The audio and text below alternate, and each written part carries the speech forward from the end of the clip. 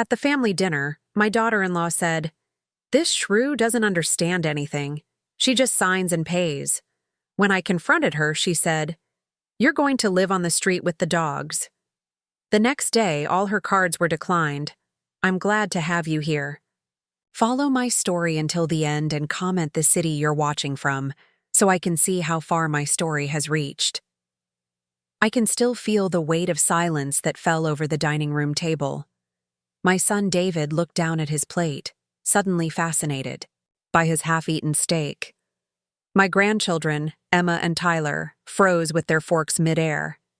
Even my sister Martha, who had joined us for our monthly family dinner, sat stunned, her eyes darting between me and Cleo. Cleo just sat there, chin raised, a triumphant gleam in her eyes as if she'd finally said out loud what everyone was thinking, but they weren't thinking it. Nobody was. "Excuse me?" I managed to say, my voice barely above a whisper. "Oh, don't act surprised, Clarice," Cleo continued, swirling her wine. "Everyone knows you're just David's checkbook. You sign whatever we put in front of you and pay whatever bills we send your way." David finally looked up.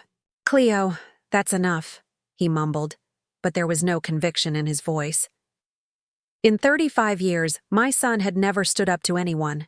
Not to the schoolyard bullies, not to his demanding bosses, and certainly not to his wife of 15 years. "What?" "It's true," Cleo persisted. "She doesn't understand our lifestyle, our needs. She just throws money at everything because that's all she knows how to do." I looked around the table. This beautiful mahogany table I had purchased for them as a housewarming gift when they moved into the home I had helped them buy.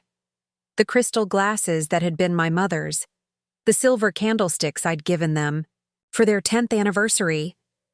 Everything in this house had my fingerprints on it, my hard-earned money invested in it. "I think you've forgotten something important, Cleo," I said, setting down my napkin. "This house you're so comfortable insulting me in? I paid for it." For a brief moment, Cleo's confidence faltered. Then her eyes narrowed. "And you never let us forget it, do you? That's exactly what I mean. You think your money gives you the right to control us." "Mom," David interjected weakly. "She doesn't mean it like that." But I was done pretending.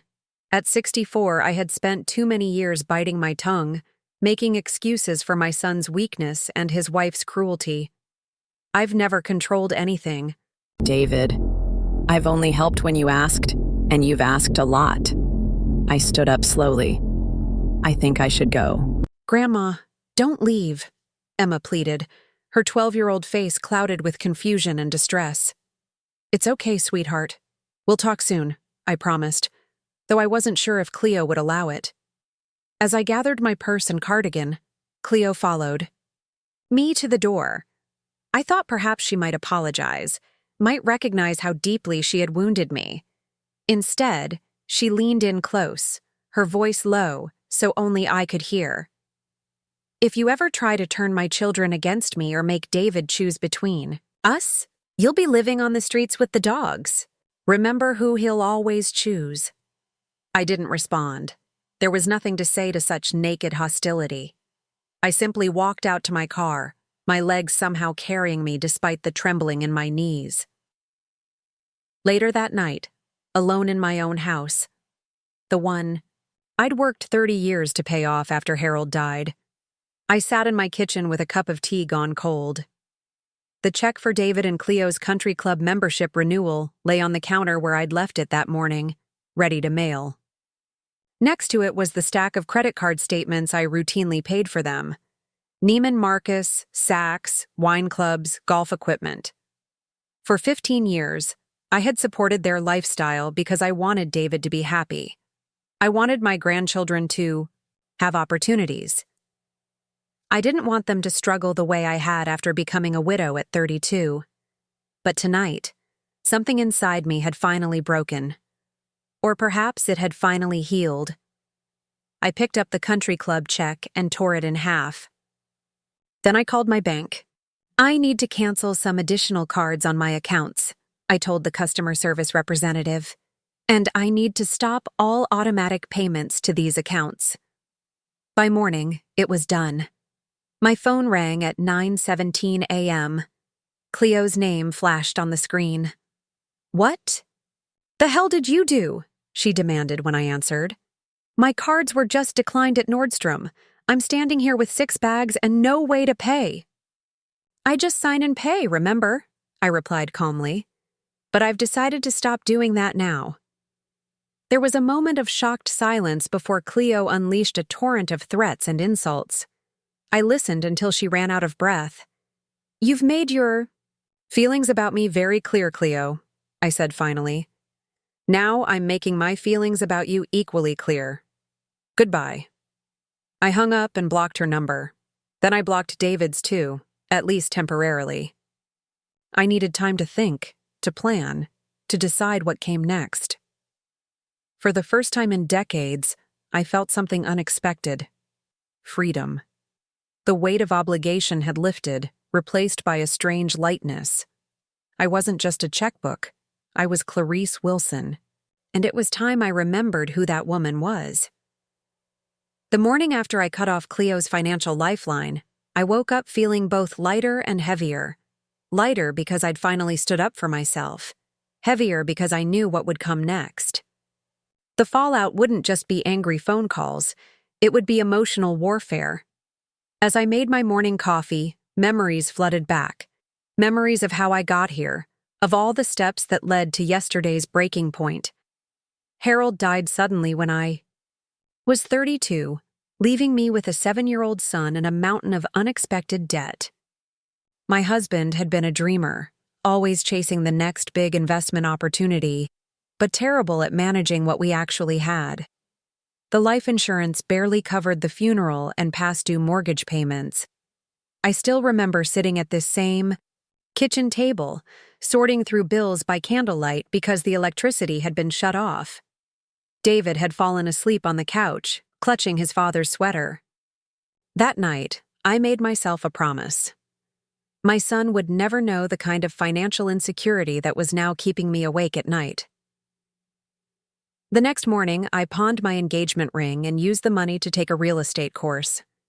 6 months later, I sold my first house. Within 5 years, I was one of the top-selling agents in Sacramento. By the time David went to college, I owned my own brokerage. I gave David everything: private school, summer camps, a new car when he turned 16, full tuition at UCLA. Perhaps that was my first mistake. David never had to work for anything, never developed the resilience that comes from overcoming struggles. When he brought Cleo home during his senior year, I was initially charmed. She was beautiful, articulate, and seemed genuinely interested in my life story. She asked questions about my business, complimented my home, and talked about her ambitions to work in interior design. "She's the one, Mom," David had told me, his eyes shining with a confidence I rarely saw in him. "She makes me feel like I can do anything." They married a year after graduation. I gave them a generous down payment for their first condo as a wedding gift. Cleo hugged me tightly at the reception. "You're the mother I never had," she whispered. "I'll make sure David is always good to you." For the first 2 years, things were wonderful. Cleo started a small interior design business, and I referred my real estate clients to her. David found a job in marketing, though he seemed to change positions frequently, always because of toxic workplace environments or limited growth opportunities. Then Cleo became pregnant with Emma. She closed her design business, saying she wanted to focus on motherhood. That's when the financial requests began, first small ones, then larger ones. "It's just until David's next promotion," Cleo would say. Or, "We want to give Emma the same advantages David had growing up." I never refused. How could I? This was my family, my legacy. Besides, I had more than enough money. What else was I saving it for if not for them? When Tyler was born 3 years later, they needed a bigger house in a better school district. I provided the down payment and co-signed the mortgage. "You're an angel, Clarice," Cleo said the day they moved in. but something in her tone had changed. There was an edge to it, a subtle entitlement that hadn't been there before. Gradually, the dynamic shifted. My invitations to dinner became less frequent. When I did visit, Cleo would point out things they needed to upgrade. The visits became transactions, my presence tolerated in exchange for my financial support. David never noticed the change, or if he did, he never acknowledged it. He had become increasingly passive, deferring to Cleo on every decision from the children's education to which family events they would attend. The Christmas when Emma was 7 crystallized everything. I had arrived with carefully chosen gifts, a telescope for Emma, who was showing interest in science, and a set of illustrated adventure books for Tyler. Cleo barely glanced at them.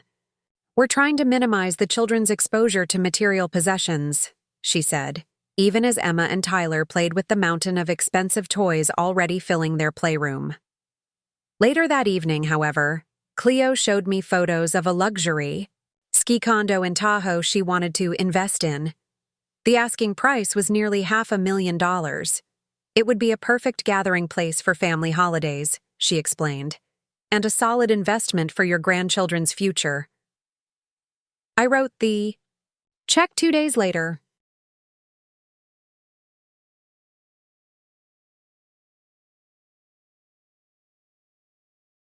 We spent exactly one Christmas there before Cleo decided the mountains were too isolating and sold the property. I never saw a penny from the sale. That should have been my wake-up call. Instead, I simply absorbed the loss and continued enabling their lifestyle. Country club memberships, private school tuition, luxury cars. I covered it all while Cleo's treatment of me grew increasingly dismissive. David called me less and less. My access to my grandchildren became more restricted, always with vague excuses about schedule conflicts or family time. Then came last month's request. Cleo wanted to renovate their kitchen and master bath. The estimate was over $200,000 for imported Italian marble and custom cabinetry. "It's an investment in the home's value," she insisted when I hesitated for the first time. I agreed, but asked to be involved in the planning since real estate was my expertise. Cleo's smile hardened. "We wouldn't want to burden you with the details," she said. "Just the financing." That was the first crack in my facade of acquiescence. The comments at last night's dinner, the shrew remark, and the threat about living with dogs. Those were just the final blows to a relationship that had been fracturing for years. As I poured a second cup of coffee, my phone lit up with text. Messages from David. "Mom, what's going on? Cleo is upset. Can you please call me back? We need to talk." "Mom, the mortgage payment was due yesterday. Did you forget?" I set the phone down without responding. For 15 years, I had been trying to buy David's independence. Instead, I had purchased his subservience to Cleo and my own emotional exile from the family I helped build. No more. It was time for all of us to learn a difficult but necessary lesson about the true cost of financial dependence. By noon, my phone had logged 37 missed calls, 23 from Cleo, 14 from David. I silenced it and placed it face down on the kitchen counter. For the first time in years, I decided my peace was more important than their demands. When the doorbell rang at 2 o'clock, I knew exactly who it was. I considered not answering, but I wasn't a coward. I'd made my decision. Now I needed to stand by it. David stood on my porch, his shoulders hunched, his face drawn with worry. He looked so much like Harold in that moment. The same furrowed brow, the same nervous habit of running his hand through his hair. "Mom?" he said as soon as I opened the door. "What's happening?" "Cleo is having a meltdown. The credit cards aren't working, the mortgage payment bounced, and she said you were incredibly cruel to her." I stepped back to let him in but didn't immediately respond. In my living room, David paced back and forth like a trapped animal. "Is this about what she said at dinner? You know how Cleo gets when she's had a few glasses of wine." She didn't mean it. She meant every word, David, I replied, keeping my voice steady. And it wasn't just what she said at dinner. It's been building for years. He stopped pacing and stared at me. What are you talking about? When was the last time you paid your own mortgage, David? Or your car payment? Or your children's tuition? He blinked rapidly, his mouth opening and closing like a fish out of water. You said you wanted to help. You said you had more than enough. I did want to help. But there's a difference between helping and enabling. I've been enabling you and Cleo to live beyond your means while treating me like an ATM machine. That's not fair, he protested, but his eyes couldn't meet mine. We appreciate everything you do. Do you? When Cleo called me a shrew at dinner, you said nothing. When she threatened that I'd be living on the streets with dogs, you said nothing. Is that appreciation, David? He sank onto my sofa, deflated. What do you want me to do, Mom? Cleo, you know how she gets. If I contradict her, she makes life unbearable for days. My heart ached for my son, but I also felt a surge of disappointment. The little boy I had raised to be strong and independent had become a man afraid of his own wife's moods. What I want is for you to stand on your own 2 feet, I said. I want you to take responsibility for your life and your choices. I want you to remember that I'm your mother, not your banker. So you're just cutting us off? Just like that? A note of panic entered his voice. The kids have tuition due next month. The property taxes. You and Cleo earn nearly $200,000 a year between you, I interrupted. That's more than enough to live comfortably if you adjust your spending. You don't need 3 luxury cars. The children don't need designer clothes. You don't need a country club membership. His face hardened. So this is a punishment. No, David. This is a boundary. I will always be your mother, and I will always love you and my grandchildren. But I will no longer finance a lifestyle that comes with disrespect and ingratitude. He stood up abruptly. Cleo was right about you. You're using money to control us. The accusation stung, but I didn't flinch. If that's what you believe, then I've failed as a mother in more ways than I realized. David stormed out without another word. Through the window, I watched him pull away in the BMW I had purchased for his 40th birthday. My heart felt like it was being squeezed in a vice, but I remained resolute. This pain was necessary, for all of us. 3 days passed with no contact. On the 4th day, an email arrived from Cleo. The subject line read simply, Terms. Clarice, it began, no dear or any other pleasantry. Your behavior has been deeply hurtful to our family. However, we are willing to move forward under the following conditions. All financial support will be reinstated immediately, including credit cards, mortgage payments, and the children's education fund. You will sign a formal agreement guaranteeing these payments will continue regardless of personal disagreements. You will apologize to me for your hostile actions. In return, you will be allowed to see your grandchildren once a month under our supervision. Please respond promptly. The children are asking about you, and we don't want to tell them their grandmother has abandoned them. Regards, Cleo. I read the email 3 times, each reading stoking my indignation further. The audacity of her terms, the thinly veiled threat. Regarding my grandchildren, it was breathtaking in its entitlement. I drafted a dozen responses in my head, each more cutting than the last. But ultimately, I simply pressed delete. Some messages didn't deserve a response. That evening, my doorbell rang again. When I opened it, my heart lurched. Emma and Tyler stood on my porch, backpacks over their shoulders, their faces solemn. Grandma, Emma said, her voice small but determined. Can we come in? Dad dropped us off. He said to tell you he'll be back in 2 hours. I ushered them inside, my mind racing. Was this David's way of reaching out? Or was he using my grandchildren as emotional leverage? "We missed you," Tyler said, wrapping his arms around my waist. At 8 years old, he was still unabashedly affectionate. "I missed you too, sweetheart," I replied, fighting back tears. Emma, perceptive as always, fixed me with a serious gaze. "Mom said you're not coming to visit anymore because you're mad at her." "It's complicated, Emma," I answered carefully. "Sometimes adults disagree about important things." "Is it about money?" she asked. "Mom told Dad you're being selfish with your money." The bluntness of children, both devastating and clarifying. "It's not just about money," I explained. "It's about respect and independence." We spent the next hour making cookies and catching up on their school activities. I carefully avoided asking about Cleo or the home situation, not wanting to put them in the middle. But as they were getting ready to leave, Emma handed me a folded piece of paper. "Dad said to give you this," she whispered. After they left, I unfolded the note with trembling hands. "Mom," it read in David's familiar scrawl, "Cleo doesn't know I brought the kids to see you. Things are difficult at home right now. I'm trying to understand your position, but please don't punish the children for our mistakes.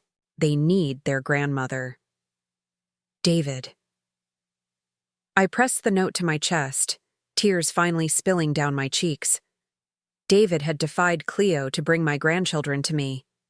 It was a small act of courage, but perhaps it was the beginning of something larger. That night, I slept better than I had in weeks. The path forward was still unclear, but for the first time, I felt a glimmer of hope that it wouldn't be a path I walked alone. 2 weeks passed with no word from David after his clandestine drop-off of the children. I tried not to let the silence consume me, but my house felt emptier than ever. The quiet that had once been comforting now seemed to echo with absence.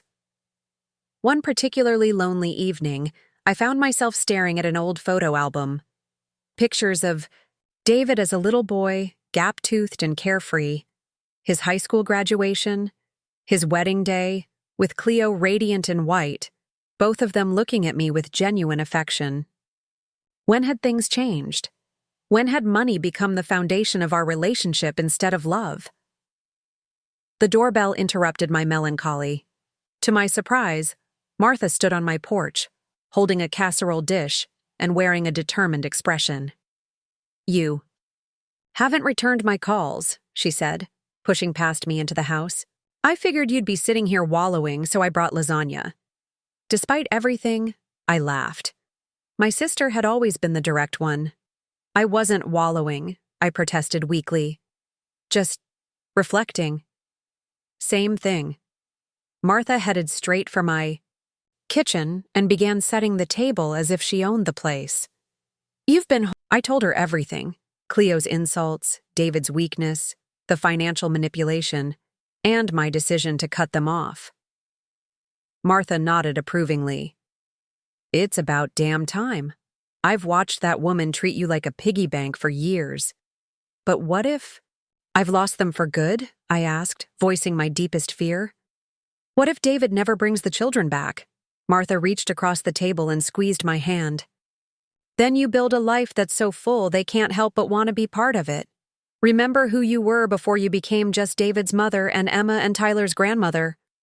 Her words struck a chord. Who was I now?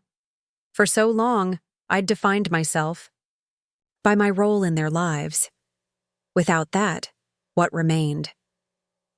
The next morning, I woke with a strange energy coursing through me. I made a list, not of bills to pay or family obligations, but of things I used to love doing before life got in the way. Gardening, book clubs, theater, travel. I started small.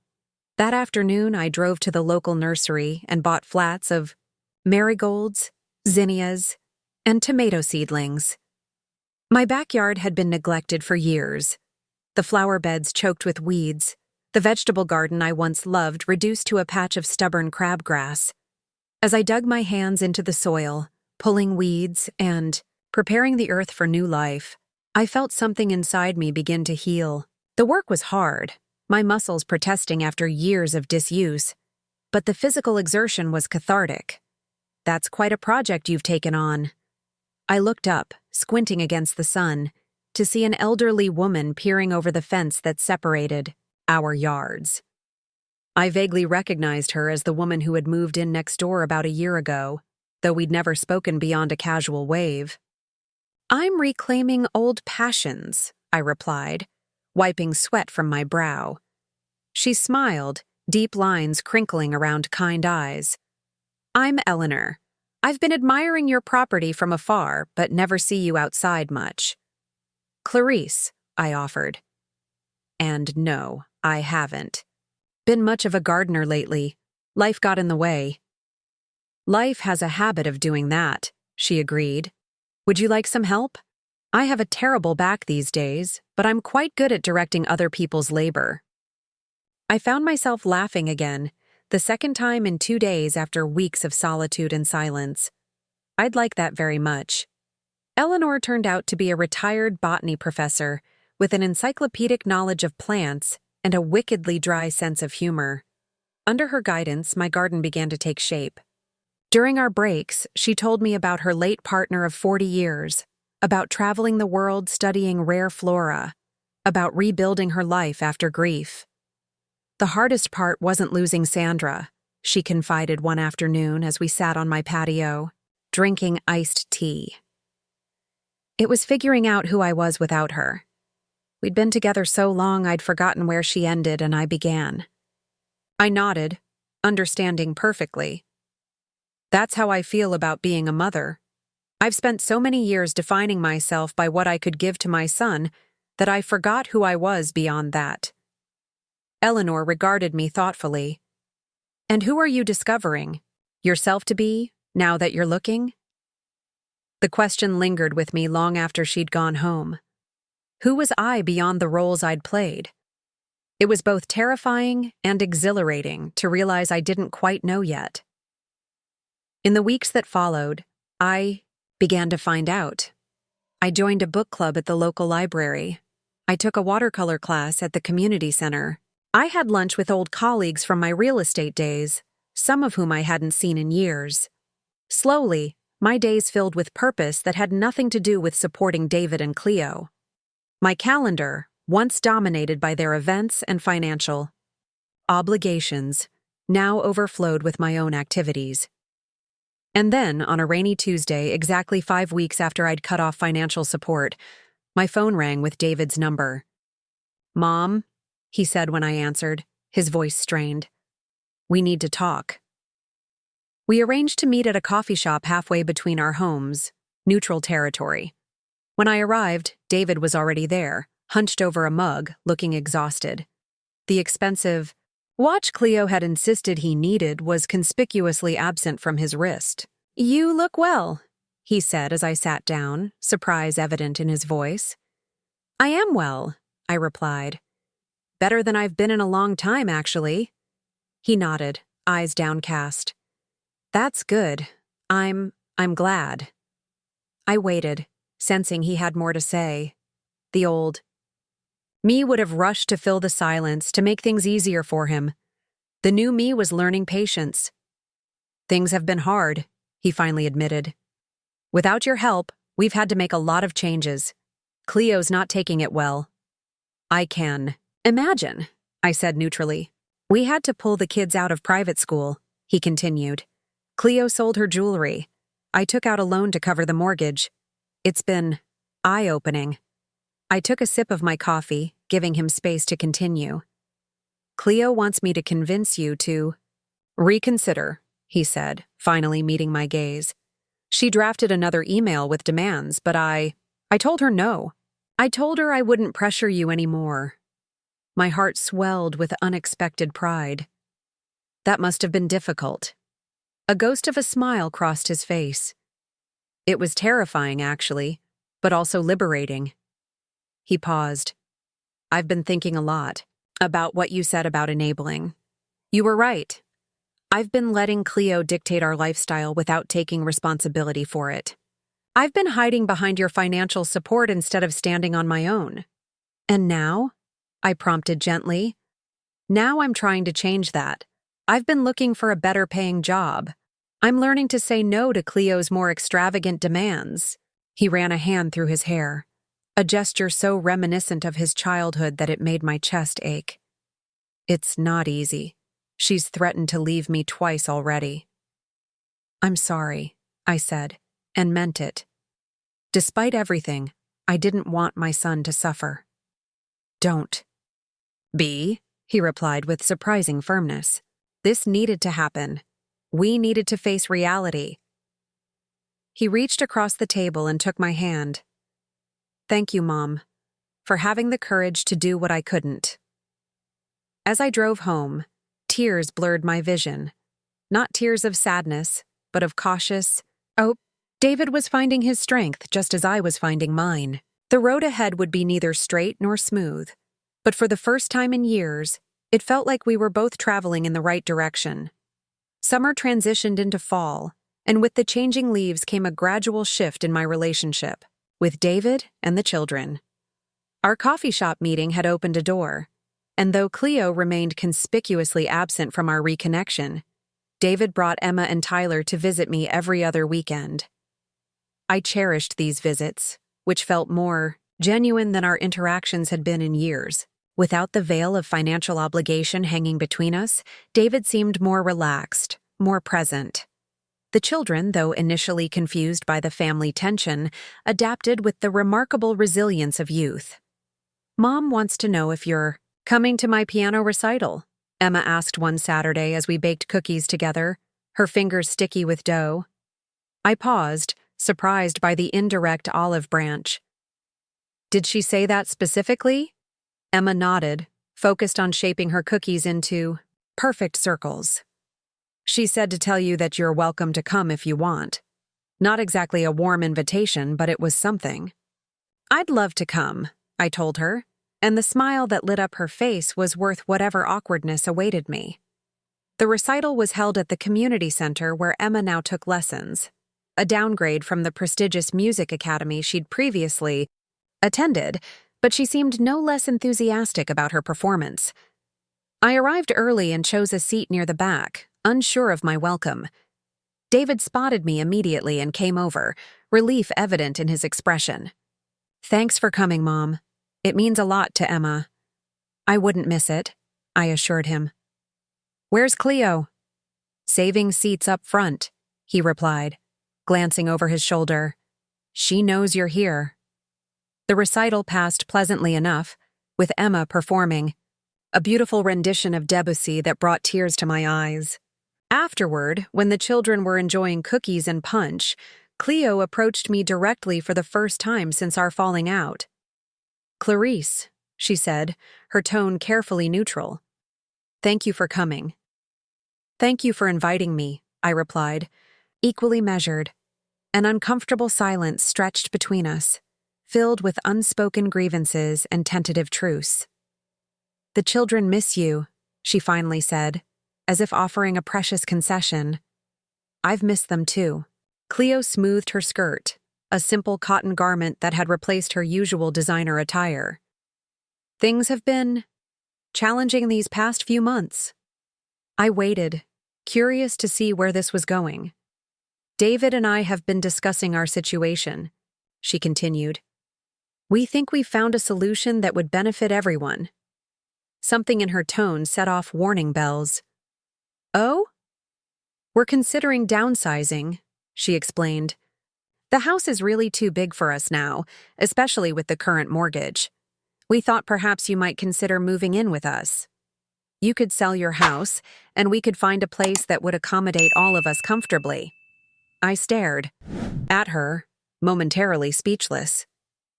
After everything that had happened, this was her proposal? That I should sell my home and move in with them? It would be good for the children to have you around more, she added, clearly interpreting my silence as consideration.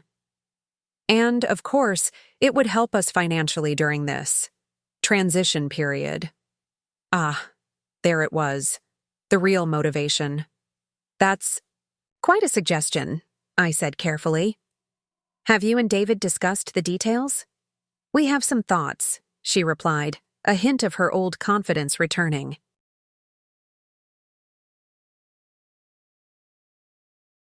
Your house should sell for at least $600,000 in this market.